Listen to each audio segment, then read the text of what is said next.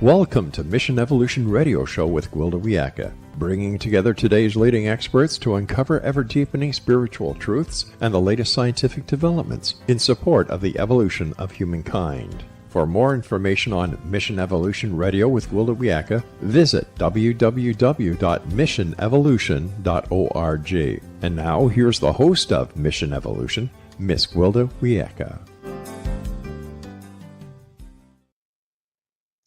It's impossible to anticipate how one will confront difficulties until they encounter them. Will we allow adversity to remove us from the game?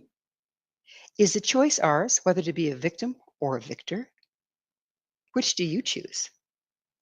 Mission Evolution Radio TV show is coming to you around the world on the Exxon Broadcast Network, xzbn.net. With us this hour to discuss the transformation of adversity into opportunity is the author of the Hummus Strategy, Sheryn Knaïder. Sheryn is a French Lebanese citizen born in Lebanon, founding president of the Professional Speakers Association, MENA and GCC regions, multilingual international consultant and speaker on adversity, creativity, and problem solving. Having lived through 5 decades of war, misfortunes, illness, and economic crisis, she shares how our attitude towards life's challenges shapes our destiny. Her website, SHERYNKNAIDER.com.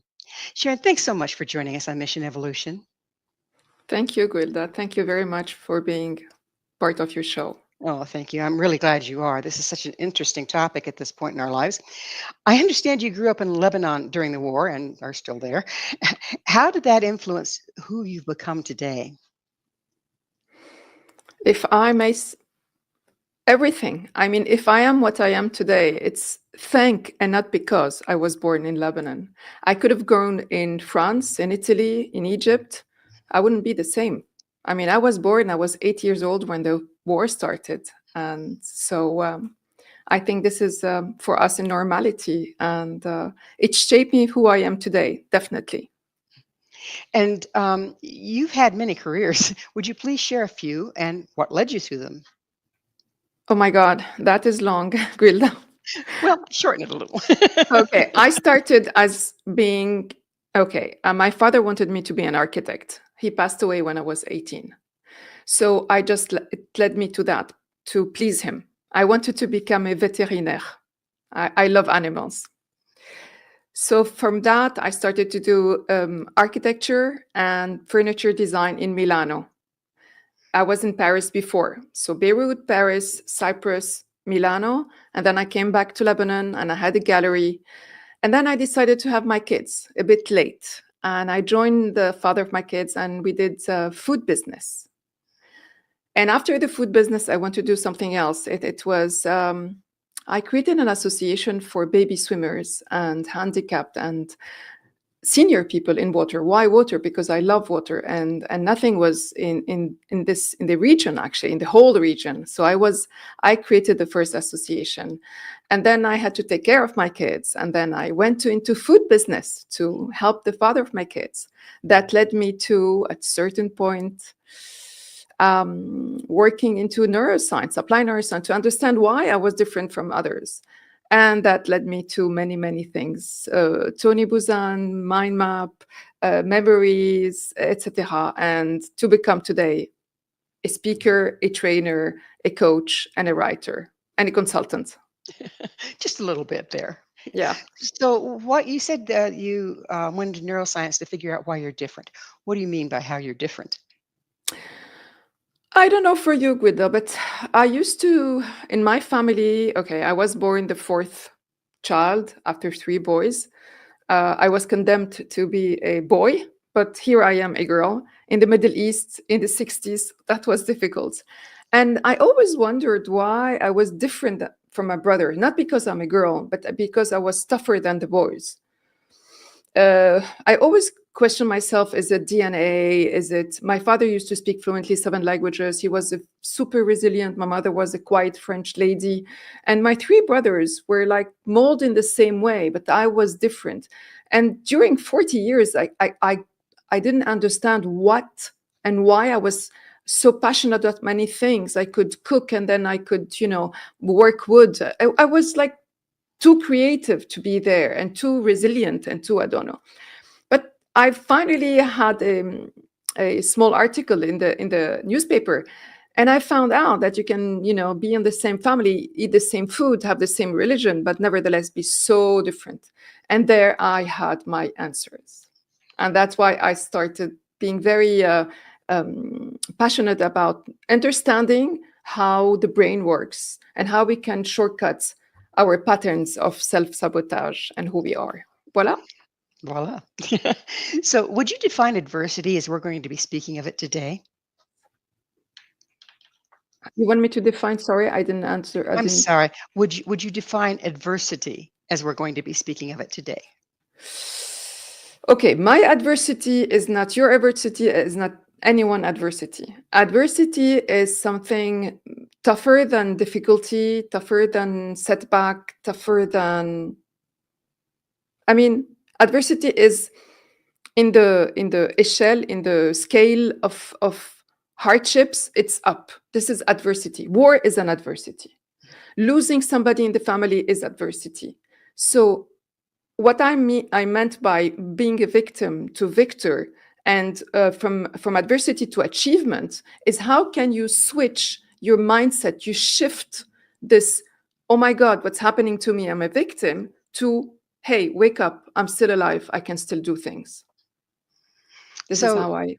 So controlling the outcome or the environment or the way you respond to the environment is really the only control we have, isn't it?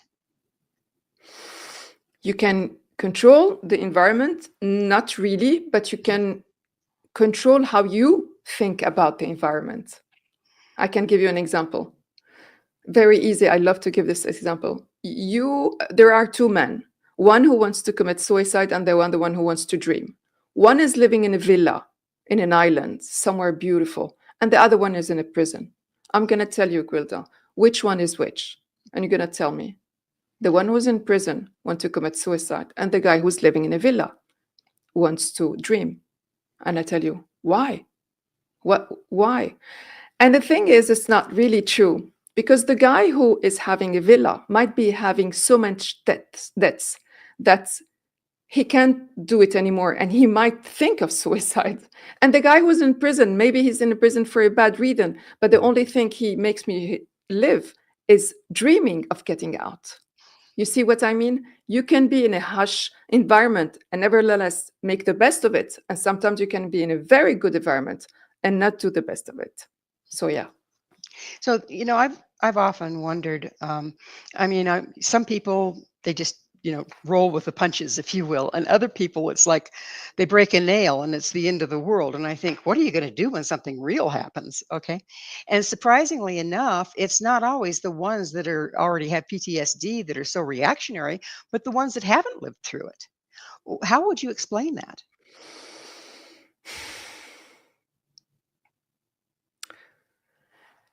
I think being in a comfort zone don't help us. It doesn't. I'm sorry to tell you. We have to be a bit hush on ourselves. It's like, poison. When you don't have poison at all, and then you put little bit by little bit, you get used to it. I think people who are very, who can, for example, I'm going to give you a very simple. I have cousins that live in France and in the States, and they can, do programs and schedule for a year ahead. And I tell them, how can you? We don't know tomorrow if we're going to live. So we live in the moment so deeply, and they don't actually. So I think it's a matter of how you respond to if you decide to be happy in your life or not. That's it. It's a choice then. It is a choice, definitely. How can we increase our chances of becoming one of those thrivers? The ones that thrive in adversity? Just to wake up every single day, pray, have a gratitude. And it's very easy. I'm going to give you a small example. I love examples because this is what people can relate to. Imagine you wake up in the morning, Gwilda, and you are a sort of negative person, okay? And you say, oh my God, what a, hell of a day I'm going to have. I'm going to have this and that. And And then you go and you just take your first coffee and, oh, you see, the coffee is not hot. Oh, this is a very bad day I'm going to have. And then somebody else tells you something bad. And you know, throughout the day, you're going to have a very bad day anyway, because this is what you put in your mind.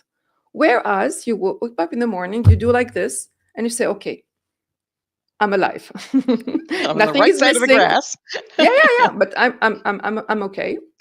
You go and do a warm shower. Oh my God, how nice is the good shower? And then you have a coffee. Oh my God, I have a coffee. And then you see beautiful things around you. You put your beautiful music. You listen to anything. And then maybe throughout the day somebody calls you and is not nice with you. But then it doesn't have to hate you. It's not you. It's him. If he's being bad, it's because he's having a bad day and you're just in front of him. This is how you have to think. It's the way you think about yourself that will make your day good, because you will not change people, Gwilda, that's for sure. We are not there to change people. You just change yourself, your inner passion about living in a good life. So I think everybody who's living war, everybody in all the countries, if they still wake up in the morning and they still shower with a little bit of cold water, it's because they know it's a new day. It's a new future. That's it. That's the mindset. And you can, from what I'm understanding, from what you're saying, you can take the exact same circumstance, and it matters, what dictates your experience is how you frame it mentally. Yes, it is how I decide to be a victim or a victor. For example, I am going out of the hospital. I might have something serious or not. I know in my head I'm going to go okay. It is a moment in my life which is not nice, okay, but I will get through it. I don't know how long it will take, but I say every single day, I am better. We have this French philosopher, his name is Émile Coué. He created this quote that says like this: every day in all the fields, I get better and better. If you repeat yourself every single day out loud, okay, every day in every field, I will get better and better. What you're saying to your mind that everything is happening to you now, it's going to get better. That's it. And then it does. It does reflect. And somebody, you know what, usually we want to get better, but it's the people around us that pulls us down or up, usually pull us down. So what do we have to do? Unfortunately, we have to decide who to speak to and who not to speak to, or who to be far away. We might love them a lot, but sometimes they're not good for us. And usually it's family. Sorry to tell you, but that's true. This is it. But isn't it up to us how we respond to how they're being? It is, but you cannot be on denial all the time. You cannot just say, oh, no, don't talk to me today. Don't talk to me today. Yeah, but at a certain point, you have to choose. So sometimes you have to do, as we say in French, table rase. We have just to clear up the space for good energies. Well, it's time for us to take a commercial break. Sheryn and I will return shortly, so don't you go away. This is Mission Evolution, missionevolution.org.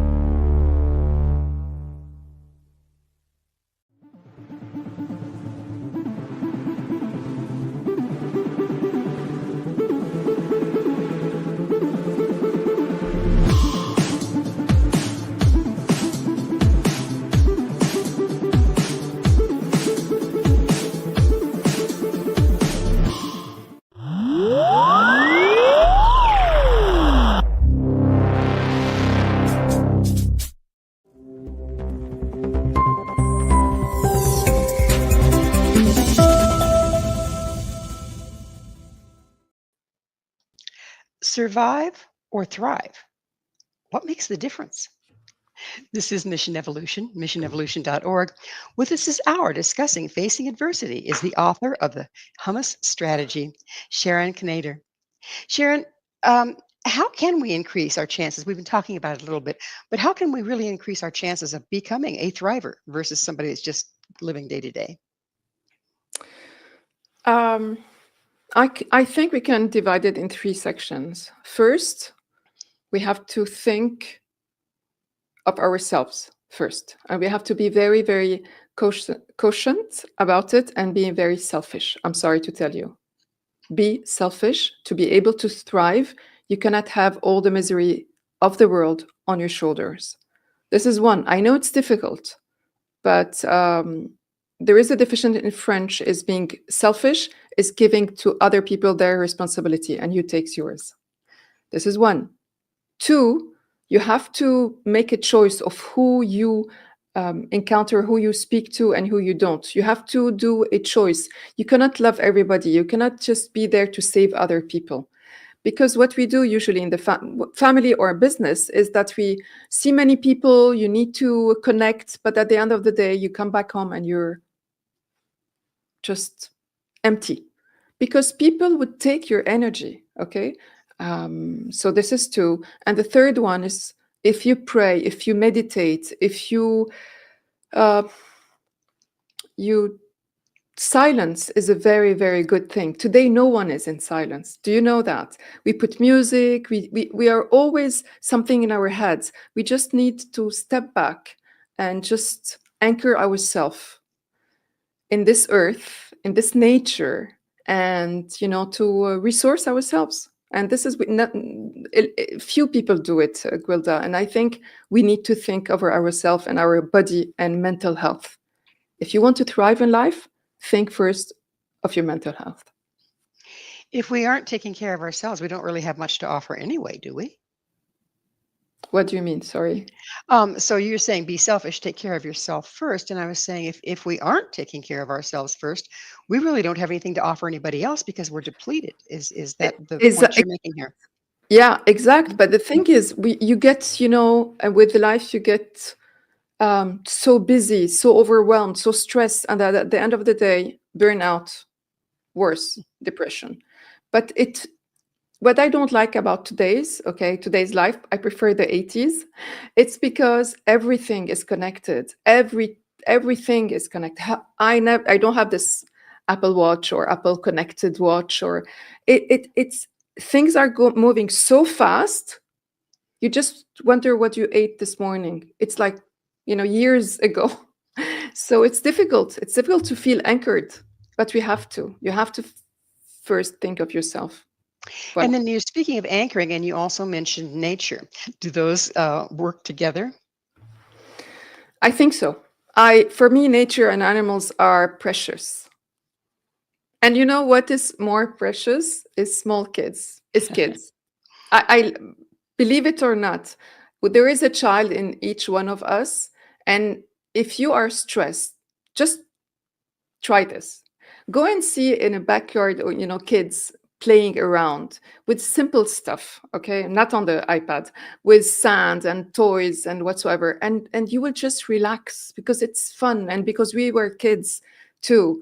Or you see cats. You know how many people like to see the videos of cats playing kittens playing together, or just have a walk in the nature in a park. My God, I mean, you feel so, how do you, energized. Do you think that's because nature kind of sticks to what's real and we've created a false environment with all of our electronics and everything? Oh my, you are so right. You said the words. You said them. We are environed by technology. Like here, I have my green wall, I have my computers, and I have the mics and the lamps and everything, and hardly two, three trees outside. So yeah, we completely disconnected with nature, unfortunately. And unfortunately, AI is not helping us because we have to run, you know, to succeed in life, not to thrive, to succeed in life. For who? I don't know. For the others. Well, the one thing about AI is it lacks a certain amount of passion and creativity that's natural for a lot of humans. Do you think that our passion, our ability to dream, our creativity is the key to being able to thrive? Definitely. definitely. Like AI could do a lot, but he will not help me being creative in kitchen, for example. I Yeah, love cooking. let it do what it does, and we'll do what we do. Exactly. I mean, if I want to smile every single day and wake up and to be cheerful, sorry, AI is not going to help me with that. You can have all the technology in your life. You can have millions of followers and still wake up in the morning, go on the feeds and see people better than you. Mhm. This And is that this is actually the future. that's what it promotes, isn't it? Is everybody's giving up a false face, and you look at your mirror and you go, "That's not right." You know, I don't look Yeah, like that. we Mhm. have a very comedian in France called Florence Foresti, and she's so fun. And there is this post about her, and she goes, Tuesday morning and he's at the beach? What do you mean he's better than me? What do you mean that she's nicer than me? What do you mean by, but this is it. We all try to, how do you say it in English? Se Compare, comparer, we compare. compare Yeah. ourselves. Mhm. Mm. Mhm. So, was your success achieved because of the challenges you faced, or in spite of them? Remember, Gwilda, my English is my fourth language. So, Would you like no, me no, to read? you went, no, you went very fast. Sorry. I'm sorry. I said, was your success achieved because of the challenges you faced, or in spite of them? In spite of them or because? Right. Uh, I think both. I think it's definitely it's because I had adversities that I am where I am today. Because if I wouldn't have adversity, I would maybe be, a mom. I am a mom, but like, very happy in this family. I wouldn't create a lot. I wouldn't be able to help other people. That is my thing. When you have, when you are in a comfort zone, you don't do a lot. You do, but not that achievement. You can ask anyone. There's nothing prompting you to move if you're comfortable. Exa- yeah, I mean, you wouldn't risk anything, would you? You wouldn't risk something for something that you don't know because you feel comfortable. But people who have nothing to risk, they would do it because they have nothing to lose. He who has nothing to lose. I think that was Bob Dylan quote. Yeah, I think, yeah. Yeah, yeah. So, when we're faced or confronted with adversity, there's still another step, isn't there? Because it's from what you were saying, it depends on how we approach adverse situations and how we frame them. Depends on whether we're going to become resilient or buckle.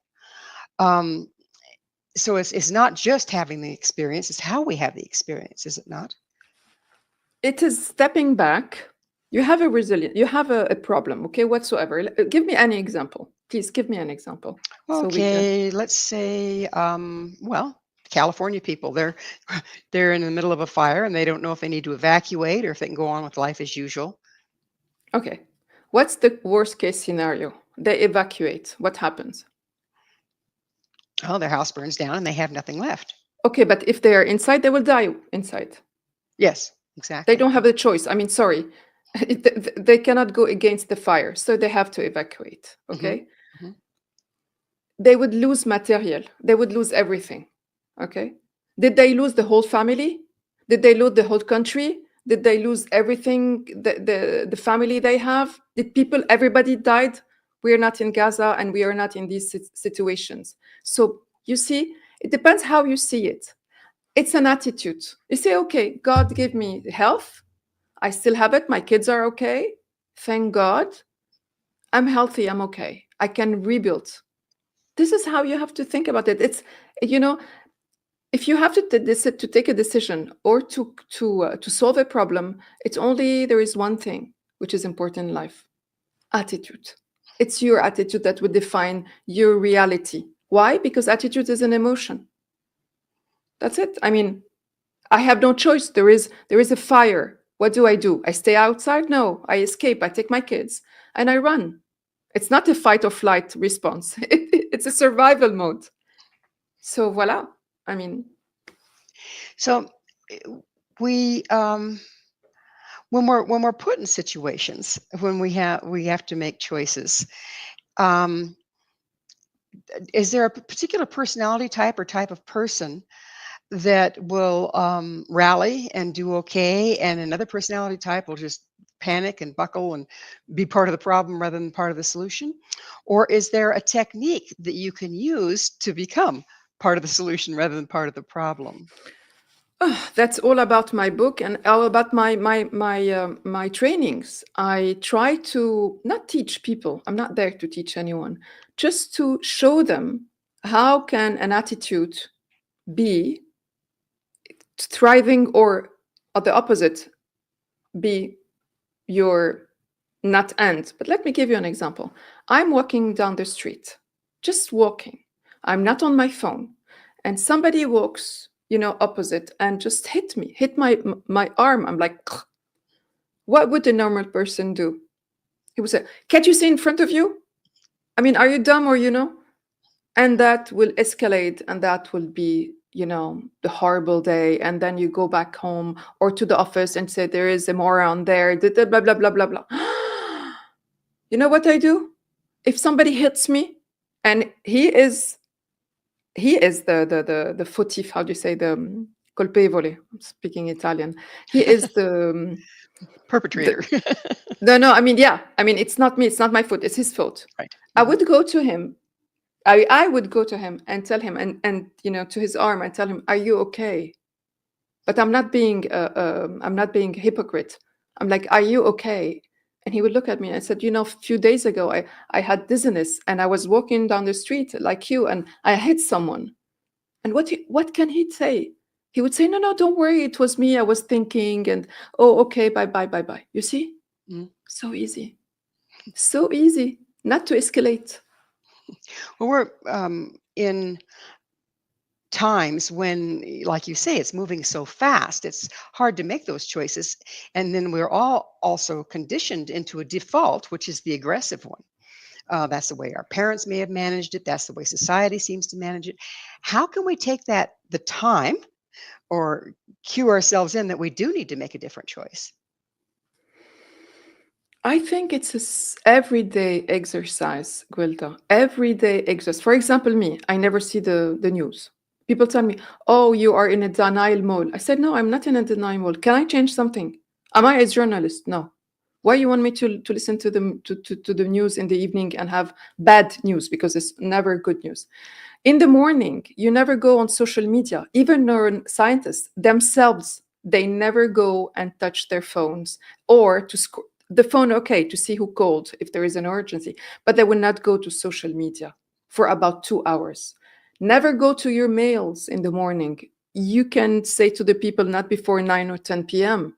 This 2 hours or 3 hours when you wake up in the morning, it's for you and for your well-being. If every day you anchor yourself and you say, "I'm happy, I'm okay, everything is going to be good for my sake," it's going to be okay. But if you wake up in the morning and you slept bad because you ate junk food in the evening, sorry, it's all related for me, okay? Food, sleep, meditation, how you are in your life. Sheryn, we're going to have to leave a cliffhanger on this one because it's time for a station break. Okay.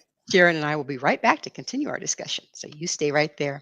This is Mission Evolution, missionevolution.org.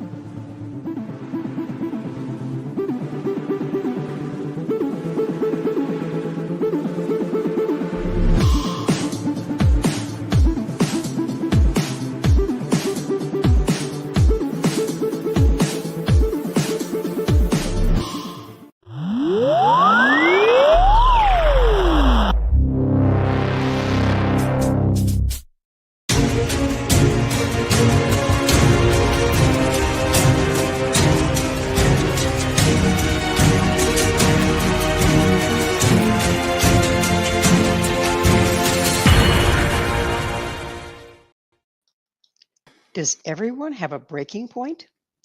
This is Mission Evolution, missionevolution.org. We're strategizing with Sheryn Knaïder on how to handle adversity. Her website, SHERYNKNAIDER.com. Sharon, is there a breaking point where a person can no longer transmute adversity into growth and resilience? Oh, that was question was difficult for me. I'll try again. Can you say it in a different way? hmm Does? Um, we have these strategies and we use them, and then more adversity comes, and we use the strategies, and more adversity comes. Is there a natural point where we can't strategize anymore? We can't compensate anymore. That it's just a breaking point, a place where we just can't move beyond. And if there is, what are the tools for that one? There is a strategy. It's called the Hummus Strategy, actually, and it's in my book. And I'm not going to talk about it. But at a certain point, if you don't, as you said, you have strategies and you have a problem, and then you have strategy, and then it becomes all a huge thing, and you cannot face it anymore. It's all start from what I said in the beginning about attitude, how you have this attitude in life. Once you have this attitude, you have two choices in life. Or you react, or you don't react. If you decide to react, or you're in denial mode, there's nothing, If you decide to react, then this is something I called the 3A model, okay? The 3A model of fortitude. So there's an attitude. For example, I'm a doctor, okay? I lost my job in a hospital. What do? I will go and try to adaptability to another job, right? If I didn't find a job, I'll take the same doctor in a very far town, being paid less, but still have this, my title, doctor. This is one. But what if there is no doctors available? They don't need any. What do? I stay there and I complain and I nag about how life is difficult and how this is what people do, okay? When they are not satisfied, they nag. Very easy to nag. So what do we do in these situations? There is a second thing. You try to be agile. Agility means you are not reactive, you are proactive. They would tell you we need a manager in a hospital and say, what? I am a doctor. I cannot just be a manager in a hospital. I don't know how do you do it. But then again, in the States, you have the President Obama that said, well, when you have a job, take it. Because meanwhile, during the process, you will learn how to be able to do things in life. And if you're going to be an expert or not, that is not important. The most important thing when you have adversity is to stay in action. Stay in action. Your mind and your body have to work. You have to feel that you are useful. That's the most important thing. Even if the job doesn't, it's not on your standards.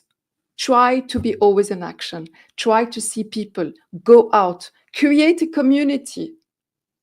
Community, super important. I'm not saying community church or, no, maybe music, a group of people. If you like languages, go and learn a language, anything that gets you out of your house and be able to see new people. So those who experience significant trauma frequently develop long-term conditions, including anxiety, PTSD, and neuroses. What's your approach to this? Look, I am not a doctor at all. I don't pretend to be a doctor. But what I know that even myself, I had some mental health issues, even me. And we have to be humble enough to be able to go to a specialist, maybe two, sometimes a coach and a psychologist, psychologist, okay, psychiatrist or psychologist, and to be able to reboot this thing in our minds. We have to be humble. We cannot take it all. So when we are in a deep depression or burnout, we have to let go. And something that I cannot apply sometimes on myself. It is super hard to let go. But that's the only way to survive is to let go and to reinvent ourselves again. Difficult? So how much of a role does trust play in this? Trust in who? In the Well, even in the universe, like there's a saying, never a door is closed, but a window opens. You have to trust to look away from the closed door to find the open window. You have to trust that it's there. And if a person's been through adversity, very often they lose their trust. Bad Mm, things do happen to me, kind of thing. So, how important is trust, and how can we develop it? I think that trust is first with yourself, right? You know, throughout your life, you're going to have difficult times. A couple of hours ago, I saw a lady who's 75 years old, an American billionaire. And I think she's become billionaire at 51 or 55 years old. And she said, because I had so many setbacks in my life, but I continue because I knew that one day I'm going to do something. Now, I'm not talking about the money. I'm talking that she never let go about her passion of doing something in her life. And though she did a job that has nothing to do with her, it's real estate, and she never did real estate in her life. So the trust you have to have is that the universe is there for you. Just speak. You have, you know that. We have to say it out loud. We don't have to say it in our heart. And say it like, hey, universe, hello, this is me. I've been doing exactly what you said, and nothing is showing up. What do I do? Well, you have to have this patience and determination to have a goal, like a goal at the end and the rate, and to be able to go to that far. But many times the universe give you, different tracks. You think you go straight, and then you go to the left, and then you go to the right. But that's it. Um, believe in yourself, and believe that there is a God somewhere, and he might not be there every day, but he's there for us. So I think faith do it a lot. Faith. Not faith in God, but faith, like believing, like as you said, trust. Trust is a form of belief. So, faith in the way life works, basically. Yes, And if we yes. don't have that faith, we don't tend to look for the way life is working and end up battering ourselves against it. Um, so, if we're finding ourselves in a state of not trusting, how can we shift over to trusting? Surround yourself with people who have gratitude, who are believers, who are deeply connected with simple things. You know what I miss the most in life is my mom. Mm. Why? Because I think back then they were very simple people, very humble, extremely educated, but very simple. And they were grounded, like my daughter. If you need anything, you have water, you have food, you have a roof on your head, you have everything. You go back to the normal stuff. Back to the Today, oh base. my God, if I don't have the latest iPhone, if I don't have the computers, if I don't have the last, yeah, but this is all material. If you can have something else which is not material, that's awesome. Because material things do tend to go away. So, Exactly. And what's left is love, compassion, gratitude. so adversity can easily lead to perceiving yourself as a victim, which we were talking about earlier. Mhm. What are the consequences of adapting a victim mentality? Well, we call it here victimhood. Mhm. Okay. I think most of the people like to become a victim and they don't know it. Victim doesn't mean victim in the sense of victimizing, but we do victimize. For example, and I think it's a trend. It's a trend being a victim. Give you a small example. I usually go swimming at 7 in the morning. When I was back in Lebanon, I go at 7 in the morning. I just trace, for 1 hour, and then come back, and then that's it. I do a shower and I leave. So the guy there, how do you call it? The guy who supervise the supervisor? The No, manager. the Mhm. the no Manager. no no the one of the pool. Oh, lifeguard.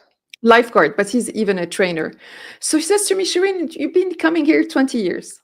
20 years at 7 in the morning, I ask you, Sheryn, how are you? And you say, super, magnificent. He goes, one day you are not super, I don't understand. Why you ask me, why you respond the same answer, super? And I said, let me tell you something. I am about to go to the pool for 1 hour. It's 7 a.m. Okay, my kids are going to school. Everything is okay. I'm going to swim, the thing that I love most in life. If I open my mouth and I tell you something negative, right? How was your day? Oh, you see, my husband, my kids, my this, my that. I will go and swim for 1 hour. My mind will only think on negative things. What's the purpose? I'm going to dive into the water. And he goes to me, but you don't want to complain? I said, what for? I'm going to feel good. You're going to feel good. I'm going to feel the victim, and then you're going to feel the savior. But at the end of the day, what did you do? You felt better. That's it. Did you save me? No. Did I save you? No. But you felt better, right? And he goes, okay, thank you. Bye. I got So it now. this is why people like to speak. They need to victimize. They need to be important. Because I'm going to tell you something, Gwilda. If you see me every single day smiling, and you ask me, Sheryn, how are you? And I say, super. The conversation is done. People don't want that. They want to, Commiserate. speak. Yeah. Exactly. How do you say it? Commiserate. Commiserate. Yeah, Yeah. exactly. Yeah. Yeah. Voila. So once it seems like, people are kind of conditioned to go into victim stance. And also, there's no responsibility when you're a victim, right? It's not your fault. But Exactly. there's also no power. So once we find ourselves sliding into the victim stance, how do we pull ourselves back out? Oh, there is a power. I think that they have more power, and we know that because once you slip into victimhood, there is the power of saying to everybody, I am a victim. That's for them a power in their hands. If you tell them, but look, there are other people who have miseries, and and but me, it's about me, but you don't want to understand, and he point at you saying that you are not compassionate, so he becomes even more victimized. How to get out of it? Well, if you don't want it, nobody can help him. They have to be wait, let me find my words in English. They how do you say it? They want to be able to want it.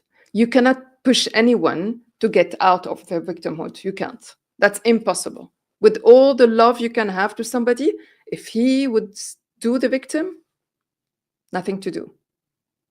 Nothing. It's very, very often, though, the person doesn't even recognize that's what they're doing. It's such a habit. So That's even worse when they, yeah. Yeah. So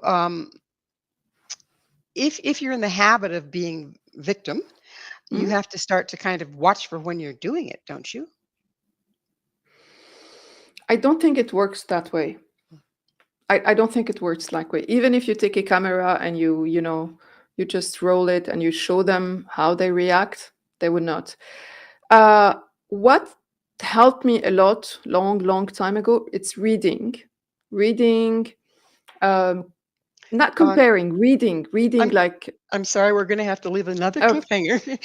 Please stay with us as Sheryn and I okay. continue to discuss resilience in the face of adversity. This is Mission Evolution, missionevolution.org.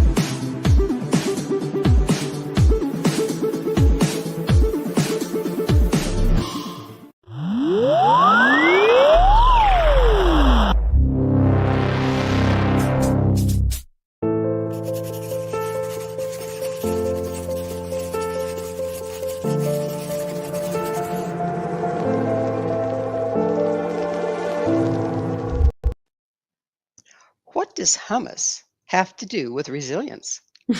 This is Mission Evolution, missionevolution.org. We're continuing our discussion with Sheryn Knaïder. Her website, SHERYNKNAIDER.com. So, Sheryn, what is the hummus strategy? What does hummus have to do with With resilience? resilience adversity. I'm not going to spoil the book, but people ask me often, is it related to why hummus? And why did you hummus? Oh, because it's a catchy. Everybody is using hummus now. Where it was born and who created it, and etc. etc. We know Lebanon have the best hummus and created the best hummus years ago. It's between Lebanon and Syria. It's somewhere there. I took this story. So it's a story. Okay, Hummus Strategy is a business book and self-development, but written as a story. Very short book, 130 pages, A5 format, where I don't want to spoil the book, but where this guy loses everything. When I tell you everything is like everything. And I make the hush, even the problem even tougher. I put him in another country. So it's not even his country, his language, his everything. And he decides to reinvent himself. Now the hummus somewhere is there. I'm not going to tell you what exactly, but it is there. I am using it in the book as maybe a therapy, maybe a way to get out. That's it. So this is why I used hummus. But it is, and actually, there is a gem in the book. There are 9 recipes, Mediterranean, inside the book. I can't tell you why, but you would discover it at chapter 26. So, how can one tell if they're being held back by trauma or growing from it? Go again. How can a person tell if they're being held back by trauma or are growing from it? Usually you're held back at the beginning, and then you grow from it. You cannot just decide, oh, I'm having an adversity. Oh, yes, beautiful. I'm going to do. No. You're held back. Then you think about it. You said, okay, I'm going to be the victim or the victor. And you decide or to stay the victim, or because you have more to gain in life, to discover what is victor and how you can be able to overcome adversity. Yeah.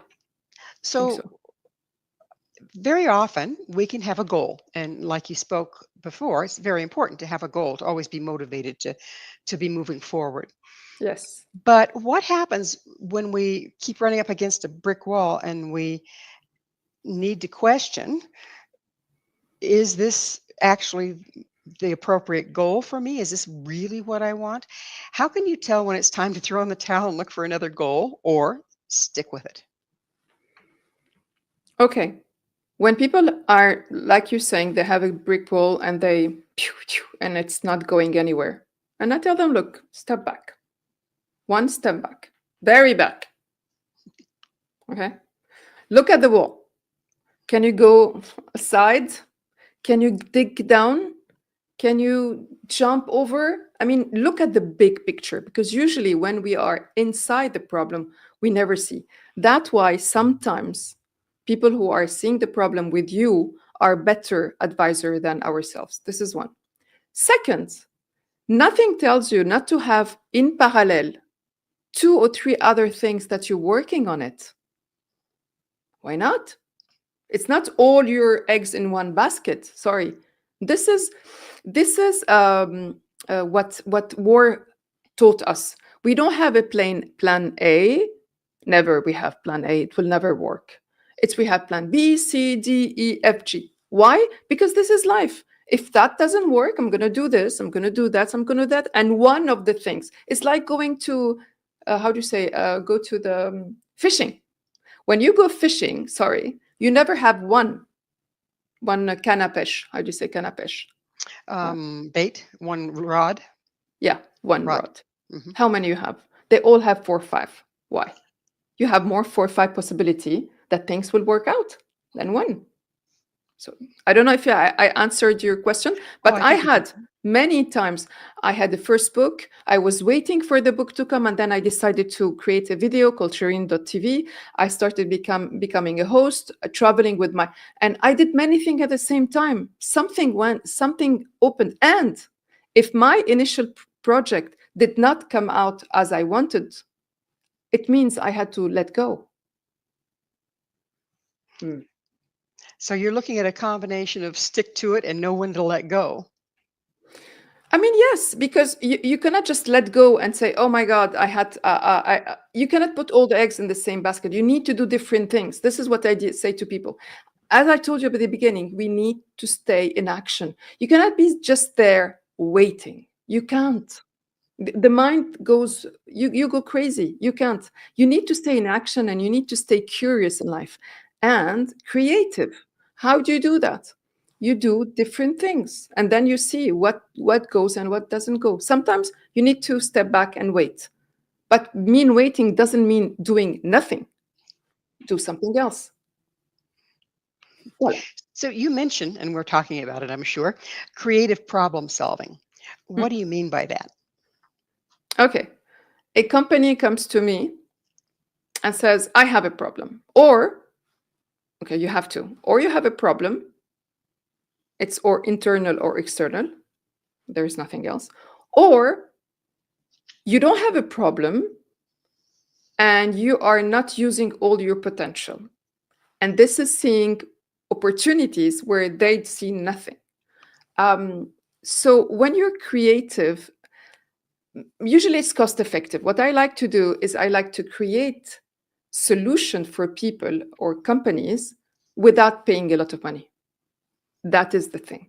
Because I think that today we can do a lot with that. That is the creative problem solving I'm talking, whether with a person or in a company. Usually I work with big companies, and sometimes they don't have a problem, Gwilda. I swear to God, they're healthy, they're booming, and everything is okay.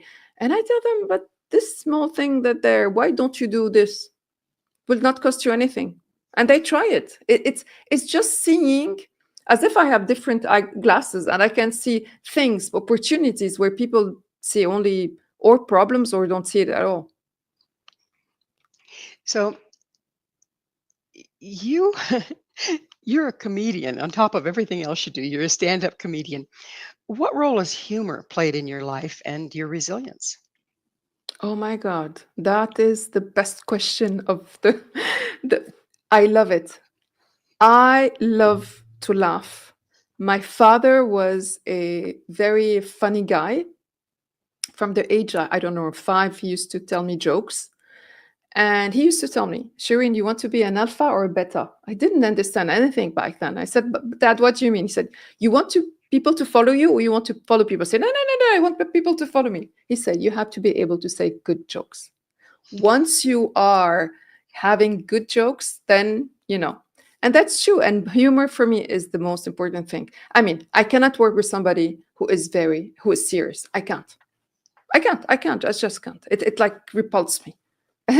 Because life is already very difficult, and if you can just have a smile,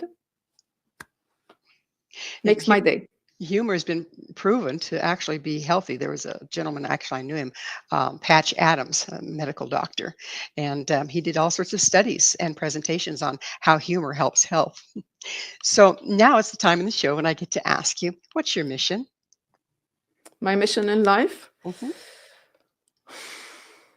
Okay. Apart that we lost all our money in Lebanon in 2019, apart that we had all this huge adversity, apart that my mission today is to provide for my kids. If I had what I lost, the mission for me is to be able to not teach, inspire people to be able to speak, to be themselves, to teach, to give. If I can give, I'm happy. If I don't give, I am not happy. So my mission is to try to inspire people to be happy, resilient, creative, and have a lot of gratitude.